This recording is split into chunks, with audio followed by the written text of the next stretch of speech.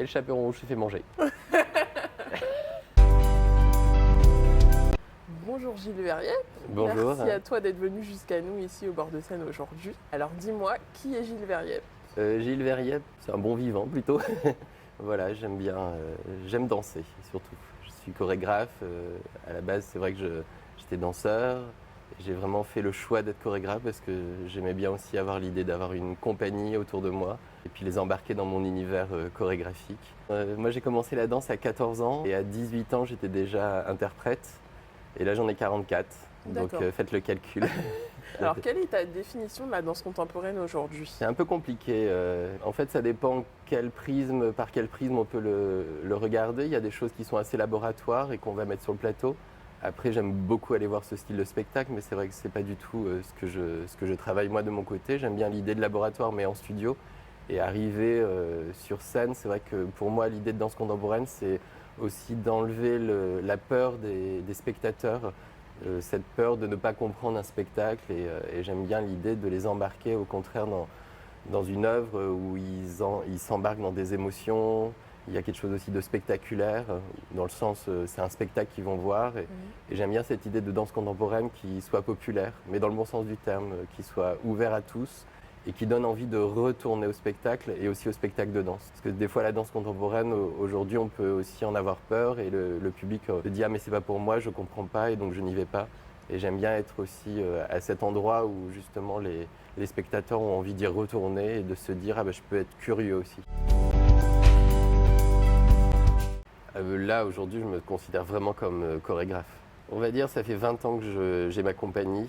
J'ai mis 10 ans à m'assumer en tant que chorégraphe, parce que je pense que ça prend du temps aussi d'être chorégraphe. Et c'est vrai qu'au fur et à mesure, être chorégraphe, c'est aussi transmettre. Et après, il y a aussi une reconnaissance, on va dire, autour des professionnels, du public. Être chorégraphe, il y a plein d'enjeux autour. Et c'est pas juste je crée, mais c'est aussi monter une compagnie, monter une structure, développer son travail, développer des tournées, que ça fonctionne. Et après, être chorégraphe aussi, pour moi, c'est dans le temps. C'est pas une pièce qui va faire le chorégraphe, mais c'est plusieurs pièces.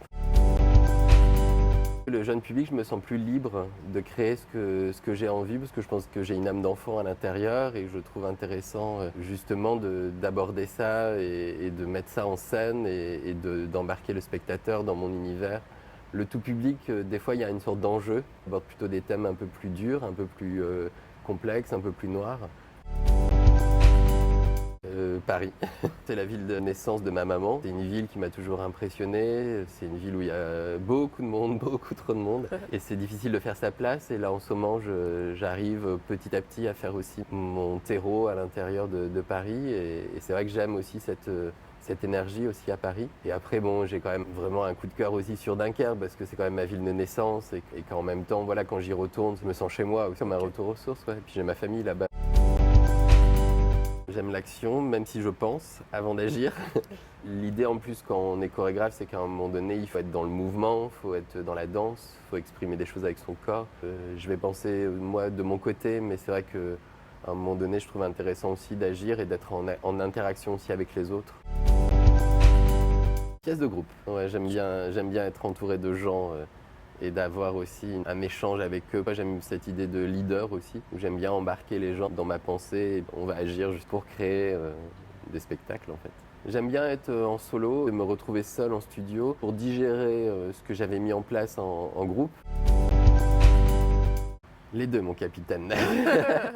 Implicite parce que je pars toujours du principe que j'offre des clés aux spectateurs et c'est à eux d'ouvrir les portes ou pas de leur univers intérieur. Et explicite parce qu'à un moment donné, j'essaye de dire des choses. J'aime quand même qu'il y ait une sorte de cohérence et un peu de dramaturgie quand même dans mes pièces. Je peux faire des pièces abstraites, mais j'essaye quand même en général d'avoir aussi un thème qui puisse être compréhensible par chacun. C'est au spectateur de comprendre en fait. Je privilégie la musique enregistrée. Je travaille avec des compositeurs, deux compositeurs, Julien Carillo et Vlad Rodagil. Après, moi, je travaille beaucoup en silence, en studio. Et après, je mets leur musique sur ma danse. Sur la dernière pièce, je voulais un musicien en live sur scène. Je trouve que ça amène une énergie incroyable. En En ce moment, je suis plus nature, peut-être parce que je tourne beaucoup et que je travaille beaucoup. Et c'est vrai que des fois, j'ai besoin de me ressourcer dans la nature. Cet été, j'ai passé 3 semaines en Corse. Redécouvrir cette nature, c'était très fort. Et c'est vrai qu'en ce moment, ouais, la nature me parle bien. Les deux aussi. Mais c'est vrai que l'obscurité est intéressante parce que ça peut embarquer dans des émotions intérieures un peu plus fortes. Le jeu des lumières, je trouve super intéressant en fait. Comment embarquer les spectateurs dans un univers en ayant peu de moyens, peu de décors. Et je trouve que c'est ça, c'est la lumière aussi qui est super intéressante pour juste faire des effets simples. Les années 90 peut-être parce que ça a été aussi la période où j'étais interprète. Je réalisais mon rêve d'enfant en fait. Et les années 2000, c'est le passage où j'ai commencé à créer ma compagnie. Peut-être avec réflexion, j'y serais peut-être pas allé aussi vite, mais peut-être plus complexe les années 2000 à mettre en place. J'aime les deux. Musique classique à la base parce que ça m'apaise. J'ai une vraie connaissance en musique classique et ça m'a toujours intéressé la musique classique. Je trouve que c'est vraiment la base en fait. Je suis beaucoup sorti en boîte et j'adore cette musique techno parce que ça me prend aux tripes et ça me fait sortir de moi et ça j'adore aussi. Télé. Là, je suis à fond dans Netflix. Je viens de suivre Unbelievable. En ce moment, j'aime beaucoup l'idée des séries parce qu'en fait, le film, on va dire, ils vont développer leur idée en 2 heures. Que la série, on va développer la psychologie du personnage sur plusieurs saisons. Et j'aime beaucoup cette idée aussi de suivre un personnage, voir comment il se développe, comment il se construit, comment il se déconstruit. J'ai appris à être de jour, alors je suis plutôt de nuit. Mais là, en ce moment, vu que je fais beaucoup de jeunes publics et qu'il faut que je me lève à 6h30 du matin, parce qu'à 8h, il faut qu'on soit au théâtre pour pouvoir jouer à 10h. Donc là, en ce moment, je suis vraiment de jour.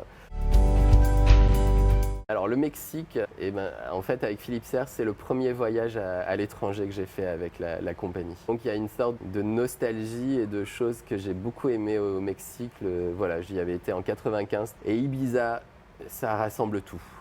Donc c'est-à-dire qu'il y a la fête, il y a les paysages, il y a la nature, il y a les bons restaurants, il y a la simplicité de vivre des Espagnols. Tout est possible à Ibiza et ça j'aime bien en fait. La société fait que des fois je suis obligé d'en sortir un côté, mais des fois on est confronté aussi à certaines parts d'humains qui ne sont pas forcément positives. Et ben voilà, à un moment donné, il faut savoir se défendre aussi. On peut me trouver gentil, peut-être naïf. Alors maintenant, je veux rester gentil, mais pas naïf. Voilà, essayons de trouver de la bienveillance en fait, de gentil associé et de respect de l'autre en fait. Et ça, je pense que c'est des valeurs importantes aujourd'hui à garder. C'est pour ça que mon côté gentil, je l'assume en fait. Je te remercie beaucoup Gilles pour cette interview et puis on te retrouve bientôt dans le festival en ouverture d'ailleurs avec Rouge Chaperon. Super, merci beaucoup. À bientôt. À bientôt. Voilà, donc à la fin du spectacle, j'aime bien offrir une petite danse, un objet chorégraphique. Et donc voilà, on commence par les index. Et l'idée, c'est justement, on contourne les yeux. Ensuite, on descend le long des lèvres. On remonte sur le visage. On a les oreilles, on agrandit. Et ensuite, on a les doigts. Et en fait, on a les grands yeux du loup, les longues dents du loup, le poil, les longs poils, les grandes oreilles, les grandes mains. Puis on a les griffes du loup. Et le chaperon, je fais manger.